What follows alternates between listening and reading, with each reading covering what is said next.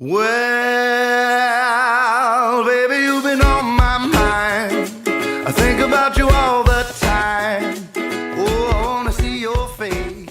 That don't make me wait. Welcome back, Why are you yelling? Brandon Hedgecock. Why are you yelling? Because I'm excited. He's that excited. I'm excited. So I have to say he's never been that excited when I'm here. So that you're is bringing not true. And I am so happy. We're at the AC Hotel. Mm-hmm. We're back here shooting. This is Sleeping Around the podcast with Dr. Ann and Dr. Brandon and, of course, Matthew. But you're back, man. Yeah, man.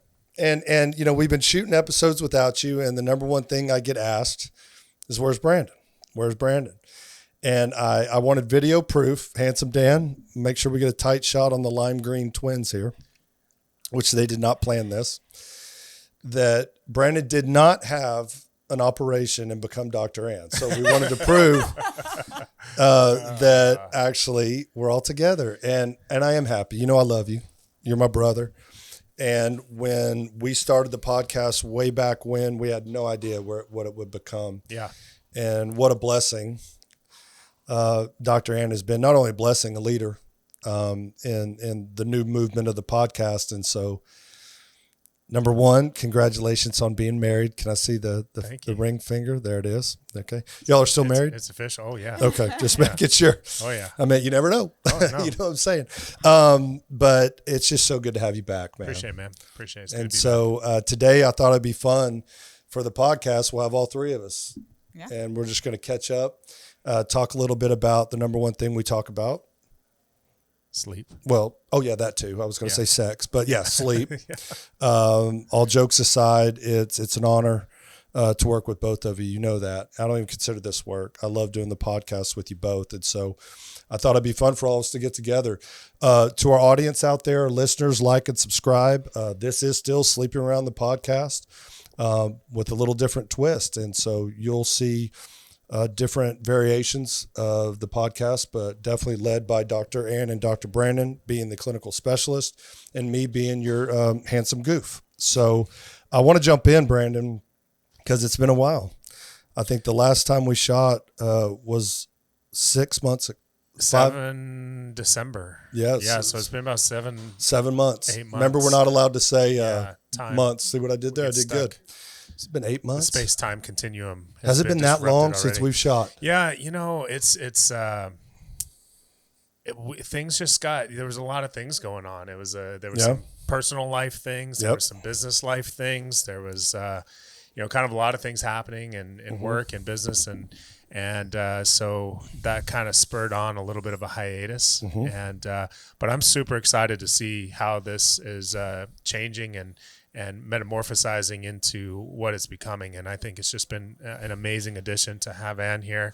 And so I'm excited to be back. I'm excited to be back in the saddle and participating again. Now, Ann, I know we're doing kind of the reverse Three's Company here. Come on, knock on our door. So you got us two dudes now, right, in the podcast studio. And I know you got to talk to Brandon, right, and get to know him. But I also want to welcome you. You always fly in. You do an amazing job. How have you been? I've been good. Because we got some catching up to do. Yeah, I've been good. We got a little catching up to do.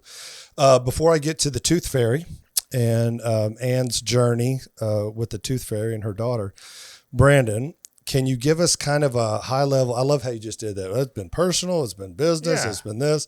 Man, you got married. This is a big thing to Jenny. We love Jenny. Yeah.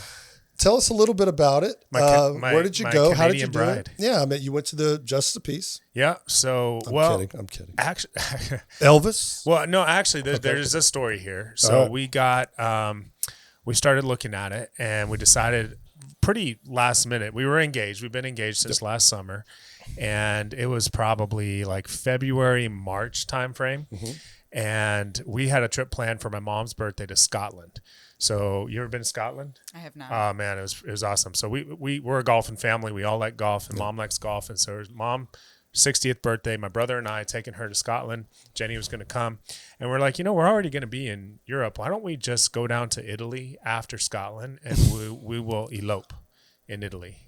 And Sounds perfect. it was magical. Yeah. Yeah, it was magical. Neither one of us wanted a wedding. Neither one of us wanted people, but we wanted to. So we did it. We hired an elopement planner. Does this exist these days? I had no idea this There's an existed these days.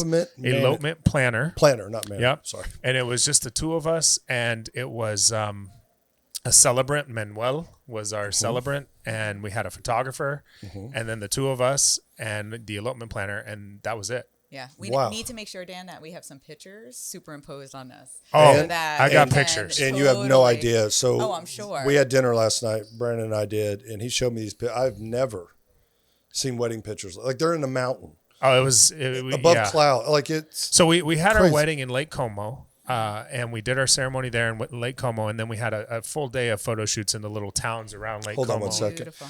For all my Louisiana friends, we're not talking about Lake Como in Louisiana. Lake Como, northern Italy. Northern Italy. Yeah. Yep. And then we honeymooned in the Dolomites, which is the mountain range Wow. in northeastern Italy, which was the most fantastic hiking I've ever Oh, done. It was insane. Wow. And so we decided to do a photo shoot the week after our wedding. So our Right. photographer took the train, met us there, and we did kind of a trash to dress up in the Oh, mountains. and- very cool. Yeah, so it was Very it cool. was Do you cool. know what trash to dress means? Yes. No, because he had to walk me through this last Yeah. night. Well, I mean, yeah. the reality is that some of our listeners may also All not right, know what explain a it. trash dress is. So trash to dress is actually you're trying to trash it. So a lot of times they'll go into lakes or Well, they'll- is that what you? Well, we didn't exactly trash it, but Okay. it was Yeah, I in want to the know what this theme is of then. trash. I Yeah. apologize. Yeah. They tear it up. Like Yeah. I've seen people do paint. I've seen Yeah. people do because like they'll go into the water, like into the lake with Oh, their with the wedding dress picture. on Okay. Yeah. for the picture. Like, so it's getting destroyed. Yeah. So you're not planning. I mean, you to probably use it spent for- which you're what, never like- going to use that wedding dress again anyway. You probably It spent like really- $100 on it. Yeah, so. I mean, Wait, you didn't? Well, so that was the interesting. So two interesting things happen here. So first of all, No, they literally put it in a trash bag, hiked up, Wow.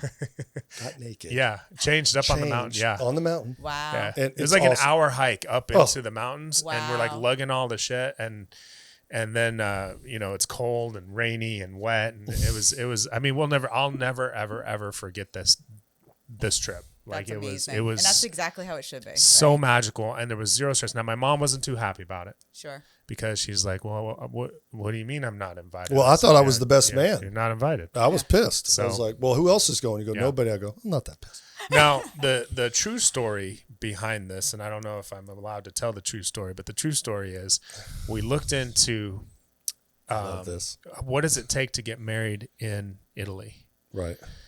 And it's for a legal ceremony in Italy. And so it turns out you have to go to your, what is it called? Your ambassador, Consulate? the consulate, the U.S. embassy Consulate. in Italy. Oh wow. And you have to get like a document that says that Wow. you're in good standing in your country and you're Well, allowed you're to not, get, so, and you're yeah. allowed to get married. And then you have to take that document to an Italian magistrate and you have to have them translated into Italian.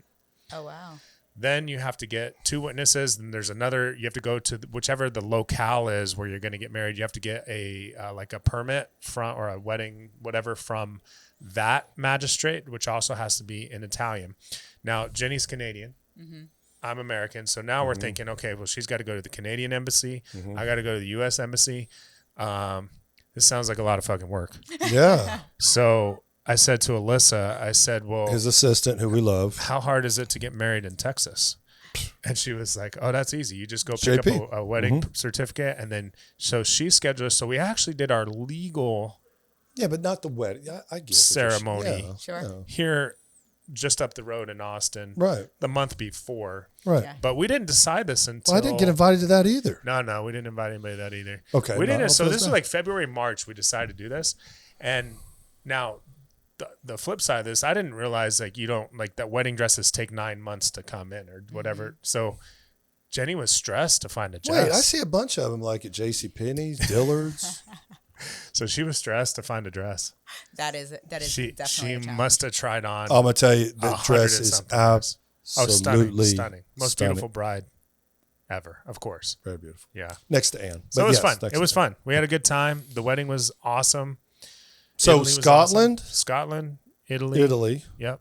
and then came back to life. Came back to life. Yeah. Yeah. How's that? After how long was that? 3 weeks? Yeah, we were 3 weeks in Europe.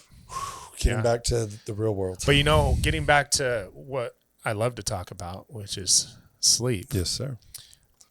Molly Eastman recommended the Time Shifter app. Have you looked at the Time Shifter app? I haven't. Do you travel overseas very often? Yeah. So we talked about this on our episode when we were dealing with the jet lag thing. Was very scary to me because I'm like, I'm coming back on a Saturday night. I get back late. I've got basically Sunday. I'm back to work Monday. Sure. And so how am I going to recover from jet lag? So I did put everything in the Time Shifter, which is and then it gives you the recipe. And it's like, okay, here's when you're going to go to sleep, leading up to coming back. Here's what time. Here's when you're going to drink caffeine. Here's when you're going to avoid caffeine. Yep. Here's when you're going to take melatonin. Here's when you're going to wear sunglasses and block out light. Here's and it just gives you the recipe. And I followed it pretty much as closely as I could. And I want to say I was like 100% fine by Monday. Really? Yeah. That's amazing. And so I would say for most of our viewers who are listening to this, it is important that if you are going to be following any of these types of directions, make sure you review it with your physician. As a doctor, you have greater insight in regards to how to utilize that. But when people are using things like melatonin, making sure that it's something that they're getting some guidance on dosing and making sure that the timing does make sense. Yeah, absolutely. Because, of course, we want to make sure that people are utilizing strategies like this that are right at their fingertips, but always under the guidance of their physician. And let's do a tag. So at the bottom here, Dan, let's make sure that we put a link there for Yeah. Molly and that, man. So that's good. Man. Yeah. So it did work. So Worked my for dad me. and his girlfriend went to Greece. Yeah. They did one of those Viking river cruises, the Mediterranean, and they came back. And my dad's just this old redneck army oil field, no problem at all. Did well, coming back. His girlfriend, who's just a couple years older than him, was dizzy, lightheaded, had to go to the doctor. And I kept telling my father, I said, it's jet lag. Jet lag is real. And I know that we didn't plan on doing a topic about this, so hopefully I'm not putting you on the spot. Sure. But jet lag is real. Yeah. And so they were gone for a period of time as well. And they're advanced in age. I will say this for my father, they're over 75. Last year I told the wrong age of my father, and he's never let me down on the podcast. My father is now 77. Now he's 77.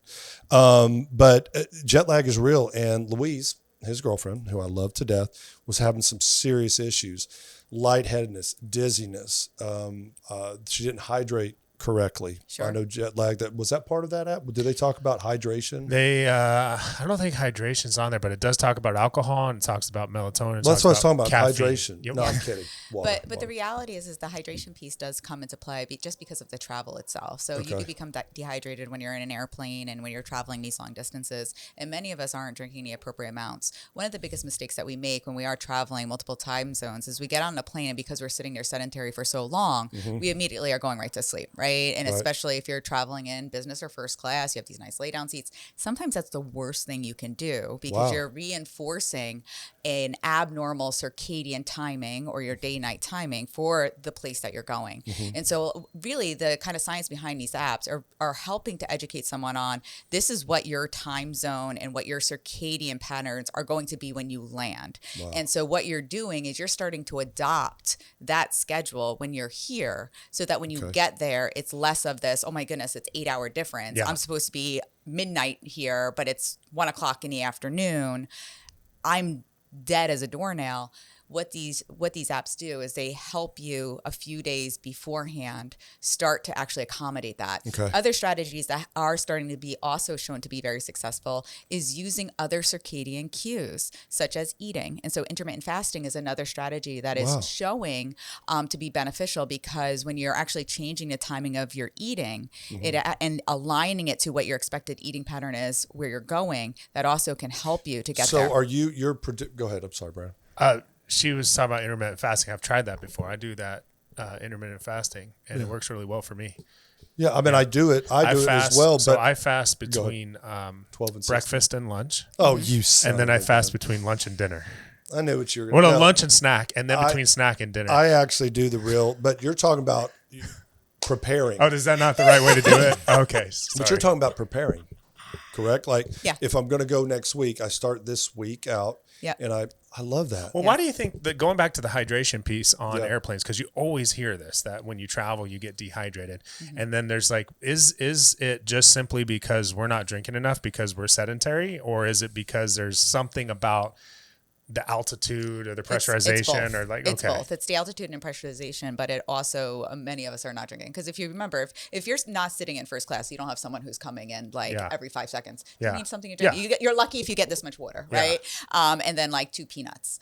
Yeah. So the reality is that you're generally not getting the opportunity to eat or drink the way that you normally would. And many people even describe that the dehydration difficulties that they experience are not just that, oh, I feel like my skin is so dry and I feel like my mouth is so dry, but they also will describe significant constipation when they're going up to another area. Even if it's not changing time zones, it's because of that dehydration. And again, your water balance is so influential in terms of every process in your body. And so it is really important to recognize those things, because many of us are like, oh, I think it's weird, I don't want to talk about it. But it can majorly put a cramp in your experience when you get to your destination. Let me throw something to you. Literal, guys. like doubled stomach cramp, over. yes. But let me throw something to you guys, because I thought about this as y'all were talking.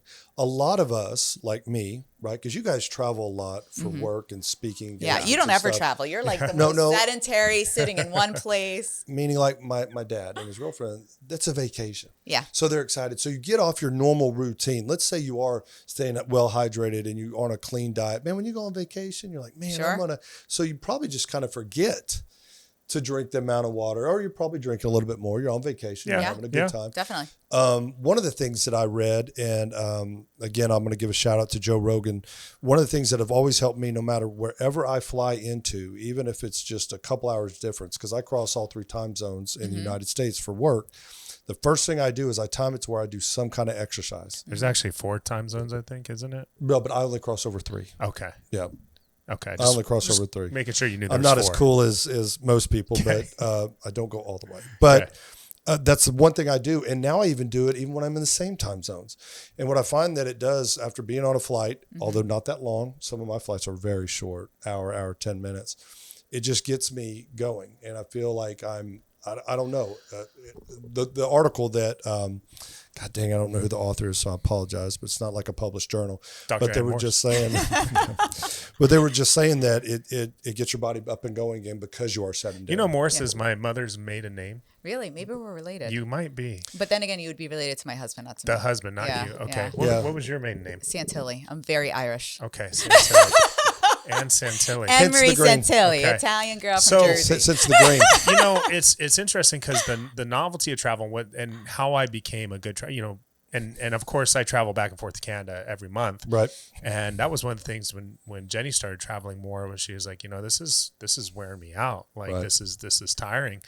And I think the novelty of travel, when you start traveling more for business and start to understand good travel habits, is what really changed it for me, because I travel all the time. You do. And now it's like I get off a plane and I go to work, and there is none of this. But it used to be, I'm traveling for work, I'm traveling for a conference, sure, I'll grab a beer on the plane, I'll eat some snacks at the airport, I'll and you just figure, like, something in your brain is like, oh, you're traveling, so you can just change whatever. It's not your normal routine. That's what I was talking about. So you can just, it doesn't matter if you eat the snacks, it doesn't matter. And now it's like, no, you kind of make sure that you keep this very regular schedule where you don't stay up late when like when I travel even to conferences, it's very common, people want to go out and have drinks and do this and that. And I was like, for me, I'm just like, no, I'm just going to keep my normal bedtime, continue my workout routine, continue my diet as much as possible. Don't drink on the plane, don't drink on the airport to minimize the impacts that travel can have on you. And again, it's to our audience out there who might not have, they might just have a job where they go to every day to one office and all that. So what Ann, Brandon, and I are talking about is we do travel quite a bit for work. And you're right, because I think when I first started traveling for work, I treated it like that. I mean, when you get to the airport at 7:00 in the morning, you get a drink. You get a drink. Why not? You get a drink. Mimosa, whatever it is. Yeah, definitely. That's just what you did. So I 100% agree with you. And when I changed, I can remember. So you're saying I shouldn't do that anymore? No, you're Again, I'm just kidding. because you learn how to travel. I like how you said that. You learn how to travel. So the biggest joke in the sleep industry that I have found is that every single sleep conference, and I've been to all of them, except World Sleep. I've been to all of them.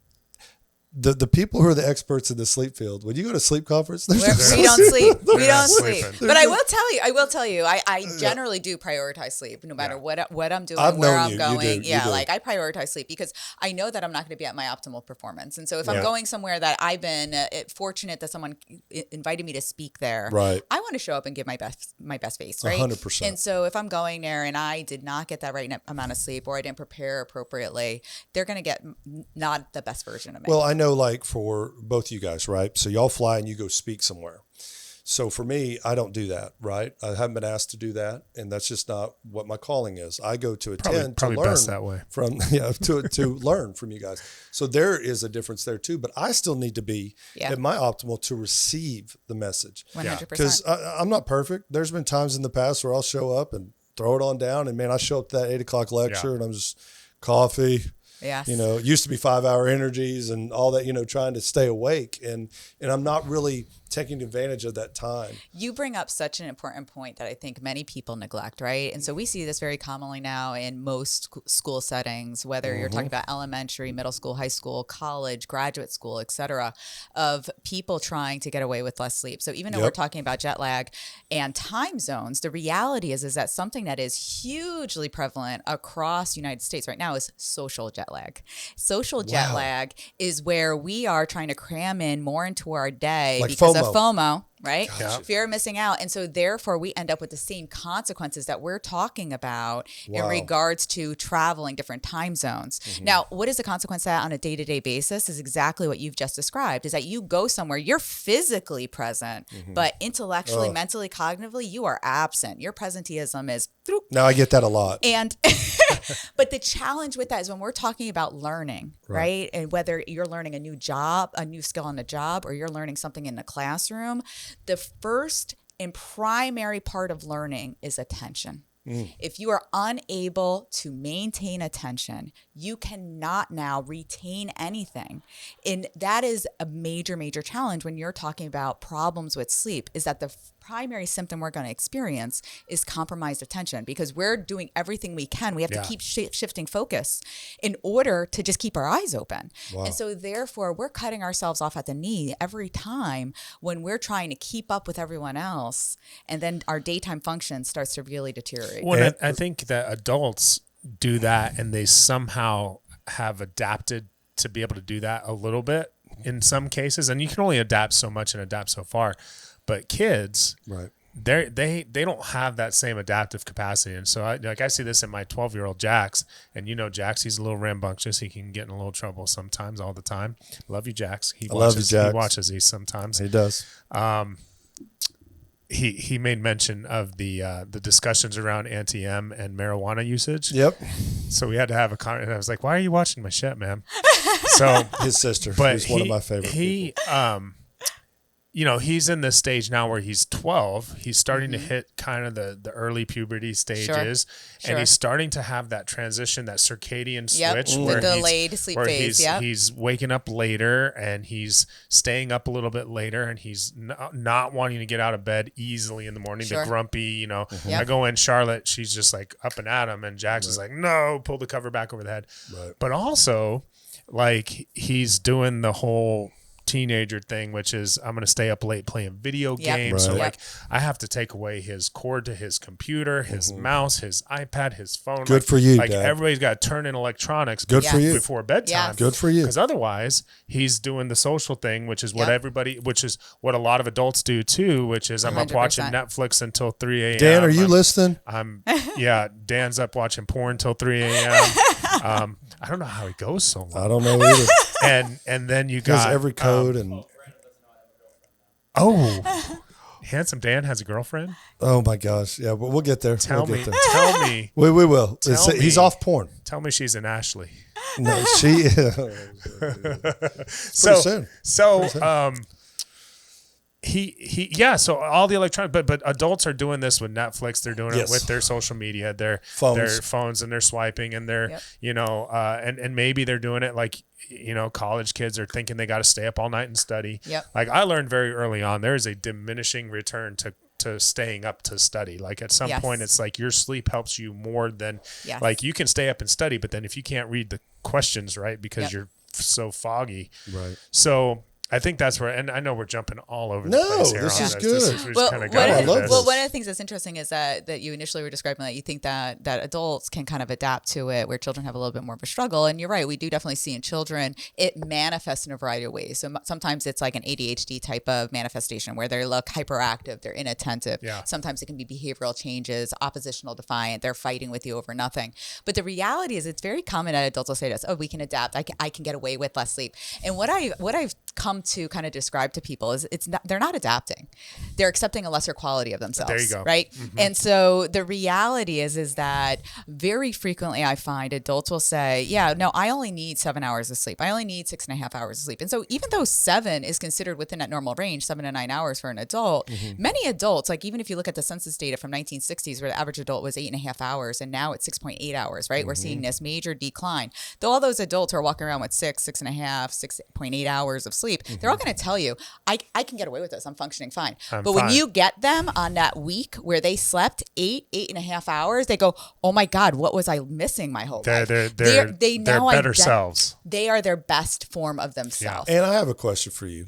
Okay. And Brandon, jump in on this. 10 inches. Isn't it always when you're sick, the number one thing is that, man, I slept for hours. I slept for 12 hours. I was so sick that I couldn't get out of bed. I slept for 12 hours. Whether they have the flu, colds, or whatever. Is there something to that where your body's just like, you got to sleep? So there is. There's a biological substrate to that. So when you're talking about the mechanisms that drive sleep and wake, we generally are talking about two processes, process C, process S. Process C is our circadian rhythm. Right. Process S is our homeostatic sleep drive. Okay. These two have to work together in order to maintain wakefulness and sleep. And so everyone thinks about the circadian rhythm as a thing that is putting us to sleep. They're actually wrong. It's the homeostatic sleep drive that's putting you to sleep. Okay. Your circadian rhythm actually is responsible for the majority of the day of keeping you awake. It's actually your circadian drive for arousal. And then there's an inflection or kind of a change in direction later on in the day when melatonin is starting to be produced. And that deflection or that inflection point basically is now allowing the opportunity for your homeostatic sleep drive to put you to sleep. Okay. So why do I describe all of this? Because when we're talking about your circadian rhythm, we talk about the absence or the production of melatonin. We're talking about your homeostatic sleep drive. The main factor that generally is driving your homeostatic sleep drive is adenosine. That is your main energy producer in your brain. Adenosine triphosphate gets broken down. Adenosine. This is why when you reach for coffee, which is an adenosine blocker, you temporarily have some improvement in wakefulness, right? However, other factors that we know are major contributors or enhancements of your homeostatic sleep drive include things like nitric oxide, tumor necrosis factor, and interleukins. What are some of these things? Yeah, what is interleukins? These are your cytokines or chemical signalers for your immune system. So when you're sick, those things are in overdrive. Those are augmenting, hyper enhancing your homeostatic sleep drive. So the reason why you're so tired and you need that rest to restore is because your body is physiologically telling you need to sleep more in order to actually recover. So there is scientific basis to that. Now, the challenge with that is we know that sometimes we then still overindulge in that because it's not just the sleepiness, it's the body fatigue, right? Your body is just like, I'm shot, I'm achy, I don't feel well. And we can see that you can end up with major derivations in your sleep that actually worsen your outcome. I published on this in, I think it was like 2018, about the sleep-wake dysfunctions that can occur while you're ill and how in a hospitalized patient that can actually result in increased length of stay, increased morbidity and mortality, and decrease in just satisfaction during your hospitalization. And so it is really important that you're utilizing your sleep as a tool in your recovery and not overindulging, the same as I wouldn't tell you to take 3,000 Motrin to feel better, right? Yeah. So what I'm hearing you say is sleep is important in that recovery process, but you still have to get up. Yes. Like you can't overindulge in sleep. 100%. So like if you're just feeling like absolute shit and you're sick and you're tired and your cytokines are, like you said, they're overwhelming the system and pushing that drive towards sleep, where do you draw the line? What's the limit of saying, okay, I've slept enough and I need to get up. I need to get up and do something. So I think one of the big key things is making sure you're maintaining that circadian rhythm, right? Maintaining that day-night rhythm. One of the data that I would reference that has clearly demonstrated how important this is the ICU data, so intensive care unit data. So when you look at the intensive care units, no matter what it is that the person is admitted for, and I think it has been most published actually in sepsis. That's when your body has an overwhelming bacterial infection, really, really sick as all get out, right? When you see that there's a breakdown of your circadian rhythm, you start losing what day and what night is. You become delirious. You now are requiring other things to actually help you. You literally can start hallucinating. You become a much more ill individual. So what I would say, the guardrails of when you're ill and you are feeling like you have that greater amount of sleep need, you still need to maintain all those other good habits. You don't want to spend 24 hours laying in your bed, watching TV, doing all that. That's going to lead to deterioration. If you normally are a person who I sleep for 8 hours, and while you're ill, you're sleeping 9 and a half hours. 9 or 10. I would say make sure you're still getting out of bed. Make sure you're still showering. Making sure you're still brushing your teeth. Putting clothes on. Many of us end up just saying we're going to just stay in our pajamas and stay in a robe and blah, blah, blah. And my husband's probably watching this. It's like, so how is that different from your everyday? You get home, you just put on a robe as soon as you get home. But the reality is that maintaining those other wakefulness cues and forcing yourself to hydrate, forcing yourself to eat a little bit. All of those things are also nurturing your path to recovery. I relate so well to that. And I in 2007, my appendix ruptured. I had no idea. I was in San Francisco working a conference and got very sick, very, very, very sick, and ended up having to fly back to Dallas. And I was in the hospital for 40-something days. And, and it was like that in the ICU. They had to wake me up and then tell me to go to sleep. And it was the visions and stuff. But I also thought, because I've been in the hospital quite a bit, and not only visiting people, my family, or I've been in, I was always curious about, because you said this study about the ICU. I struggle with this with my mom, who was in the hospital. ICU, man, they woke her up like every 30 minutes to check something to do. So she never really got full sleep. Now, she was very ill at this point. So I want to be very clear. And I'm not knocking ICU workers. But I know they have to do that to check vitals, to check stuff. For every hour they would come in. Whenever my child was in the ICU, it's like they never really got that full wakefulness, that full sleep that. They probably never got both.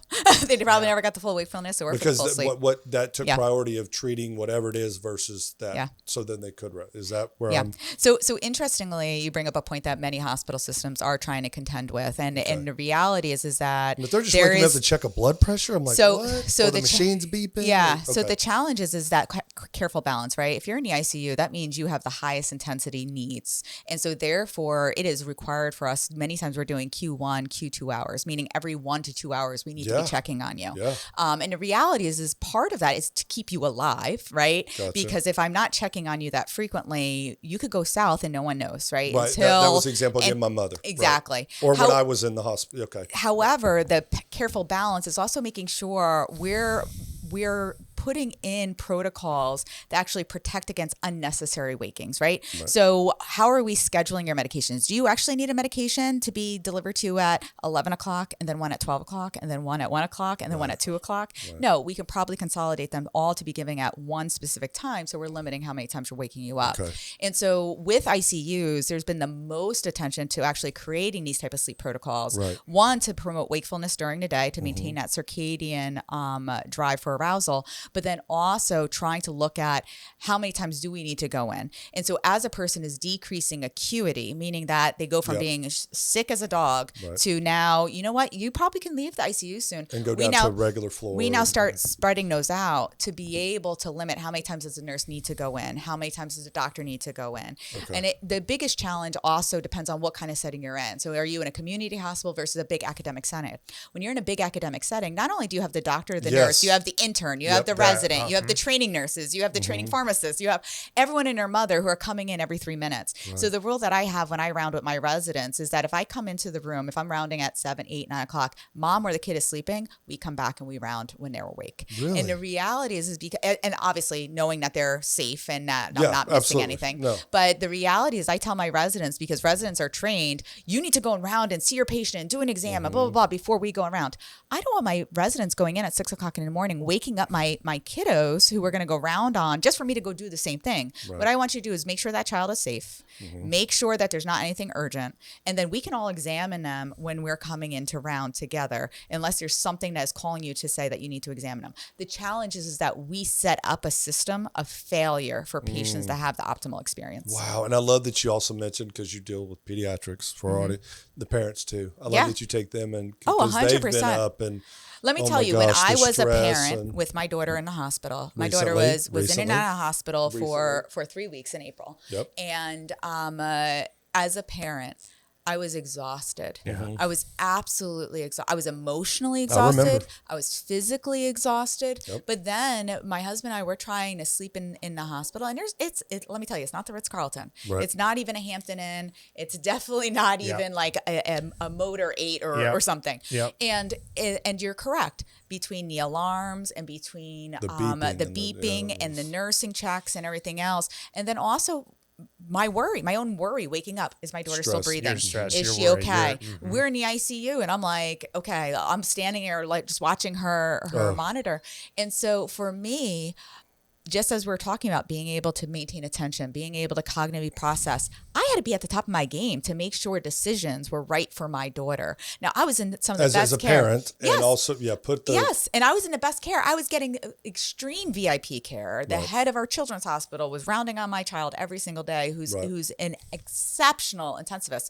But it's my daughter. Right. And so therefore the responsibility is always going to feel like it falls on me. That is every single parent. Yep. That is every single parent. And if you're not a parent, but you have a loved one in the hospital, that is you take on that onus. And for us as healthcare specialists, if we're not taking that into consideration of the care we're delivering, we are being the most ignorant and selfish in the delivery of care. And so that dynamic does necessarily have to be a part of how we deliver the care, especially on the inpatient side. I love that. And God dang, you're so passionate. And I think this is a good area for us to pivot, because I mentioned this at first. Number one, how is she doing? She's doing great. Not only is she doing great, so Ann and I are friends, right? We're friends in and out of the podcast, just like Brandon and I are. And so recently, Ann had to deal with the tooth fairy. And so Ann is so awesome. You know, she's TikTok and all social media and all that. So she threw out this picture and she kind of asked, what's the going rate for a tooth? Or whatever. So Ann, please walk us through. And I kind of know the story, so I'm setting you up. But so this was the first one. Yeah, go ahead. So my daughter is 6. 6. Okay. So she's great. 6 going on 16. Right? Okay, perfect. So very precocious. So she also is a big 6-year-old. Like, so if you were to look at her, you would think she was somewhere 8, 9, 10 years old. So she's like 99th percentile for height. And also, like, when you talk to her, she's talking to you at like a middle schooler level, right? Yep. So with that said, she skipped a grade, so she's the youngest kid in her class. Okay. Which then means developmentally, other kids are going through things before she is. Yeah. Losing teeth being one of them, right? So I don't realize this, but this now has become like a focus for her. So she's like, from the beginning of the school year, she's like, I have a wiggly tooth. And she like made me feel her teeth. Because all her friends are losing their teeth. Exactly. And I'm feeling her teeth. Yep. I'm feeling her teeth. And I'm like, they're not wiggly. Yeah. They're not wiggly. It's kind of like the little girl who like wants to wear the training bra because all of her friends Brandon are wearing. Did that in what? Eighth grade? Yeah. So for the whole year, I have wiggly teeth. Now finally, she actually does have wiggly teeth, right? Yeah. So now she comes to me, Mommy, I have wiggly teeth, and I'm like, oh, let me feel it. So I'm like trying to like feel it so I can pull it for her because I'm totally expecting she's gonna freak out to try and pull out her own tooth. Right. And she's like, Mommy, no. So I'm like, okay. And so next thing I know, she goes into the bathroom and she comes out crying, like big alligator tears crying. And like her mouth is just like all blood. I'm like, oh my God, are you okay? What happened? And she's like, I'm so puppy. I pulled my tooth. And so she was so happy, and just like blood's coming out of her mouth, and she's crying too, and she's jumping up and down with her little, and it's the tiniest little tooth because she has horrible bruxism. Okay. Horrible teeth grinding. So she has the tiniest little tooth, right? And so she gives it to me, and it's like this big, and I'm like, oh, and this is the first one. The very first tooth. Okay. The very first tooth. So it's a special one. Oh, it's super special. Yeah. And I'm like, okay, we're going to put it in this baggie so we don't lose it. And we can make sure that the tooth fairy, when she comes, she knows where to find it. Yeah. All I'm thinking in my head is this little tooth is going to go under his pillow and no one's going to be able to find it. Yeah. Right? And then she's going to find it. Yeah. And then it's like everything is ruined. So I then, of course, I'm like, ask my husband, I go, babe, how much do we give her? And he's like, I don't know. And I go, Reagan, in school, how much money do the kids get from the tooth fairy? And she's like, dollars, $5, $20. What? I'm like, how many do you think you should get? Right. And she's like, I don't know. And so I'm like, okay, well, I can't. This has to be like a special experience. Right. So I get all these pictures of her with her tooth, and like she's like. Yeah. Sending it to grandma and everything else. So I put it on social media. I'm like, what's the going rate? What's the going rate? And so it was funny because many people were like, just be cautious. Because this sets the stage. It sets the precedence, right? Yeah. So hold on. So we got to ask. Yeah. She got $20. Did Jiminy Christmas. So I will tell you when Jax and remember, we're talking to a dentist here. So is that the going rate now? $20 for some, I guess. What? This is what we said. We said, well, because it's the first tooth, it may be more than what you get for future teeth. Yeah. You know, if I was a kid, I would have had 3 more the next day. Mommy. Well, that's so. So that's exactly. She goes, I have 5 other wiggly teeth, and we're like, that's you probably exactly won't get $20 what Jackson did. Jackson literally was asking me to take him to the office as a 6-year-old and pull more teeth. So that the tooth fairy could come and he could get more money. He was so excited about Dad's getting money. got connections, man. Yeah, it's funny. And so they do that at 6, 7 years old. Yeah. And they go through this, and then they go on like a little break, and then around 11, 12, they lose the rest of their baby teeth. Yeah. Right. So Jax is there now where he's losing the rest of his teeth. But he comes down, and what he does is, and he's got braces now, so it's all funny. And I'm like in bed, and knock on my door, big heavy knocks on my door, and I'm like, what's going on? I go open the door, and Jax is like, got another one, Dad. And he's like, got it. And he's like, and so then he tells me, and then he goes, well, I'm just going to put it in a baggie. I'll leave it by the door for the tooth fairy. Yeah, because he still has Charlotte in the house, so you can't winks at me, and I'm you like, can't okay. necessarily because Charlotte's still in the house. And I'm like, That thank you is for amazing. leaving it by the door so that I don't have to like go dig under the pillow. You mean the tooth fairy? Yeah, exactly. You mean the tooth fairy? yeah, So the the tooth tooth fairy still All right, does so exist. so as an 11, 12-year-old, he gave you the wink. What would you? Oh, Because you're giving him a little hush money too to keep it quiet from Charlotte. He gets like $5. Yeah. There you go. $5. There you go. Inflation's a bitch, man. Money talks. So Yeah. I'm one of these guys that had a brother who was 4 years older who ruined everything for me. So there, Santa didn't last that long. Easter Bunny, heck no. Yeah. Tooth Fairy, that's mom and dad. I never got to fully enjoy it. And that Your brother happens. sounds like a jerk. Yeah, and that happens. So even in school, my daughter goes to a Catholic school, and it's like she came home. She's like, "Mom, I was told that there's no Santa." I'm like, maybe for those kids because they're bad. Well, you know what my dad told me? So my brother told me when I was really young, and I went to my father, which now my dad and I are extremely close. You guys know I talk about my dad all the time. Mm-hmm. Just back then, we just weren't that close. I mean, it was yes, sir, no, sir. I mean, I was, Yep. never talked back, nothing. So I asked him, I said, Brad told me that there's no Santa. He goes, well, if you don't believe in Santa Claus, you don't get any presents. I go, I believe in Santa Claus. Yeah. Then he told me that. I went, man, Great incentive. I still believe in Santa Claus. Yeah. Yeah, he's a good guy. Guys, this has been pretty cool. I'm so blessed, and I always kind of end episodes thanking everybody and Dan and you guys. But I'm just really blessed. I got into the sleep industry many, many, many years ago through a personal experience with my first ex-wife through a CPAP. And to see where this journey has taken me, to meet amazing people that I would call friends now, that I get to do a freaking podcast with, that we get to help people and they get to help us. I'm just truly honored. And to have all of us together, I just know that there's going to be some awesome stuff from this. So first of many, but I love you both. Love you too, man. I really do. Everybody, again, like and subscribe. We'll have some links there for the sleep tracker. I'm saying it wrong. What's it called? Time Shifter. Time Shifter. I saw that movie. Yeah, Time Shifter. But no, so we'll have some links down there. And you gave some incredible data, some ICU data, and some other things that you even published back in 2018. You guys can look that up probably under Damn Good Sleep, and any of her socials. Handsome Dan, thank you so much for putting this on. And guys, we are at the AC Hotel. AC Hotel. We're doing another shoot here, and so we're just extremely blessed. Thank you all for sleeping around with Dr. Ann and Dr. Brandon and Matthew. And we're just growing it. We're keeping it between sleep fronts. Thank you guys. Appreciate it.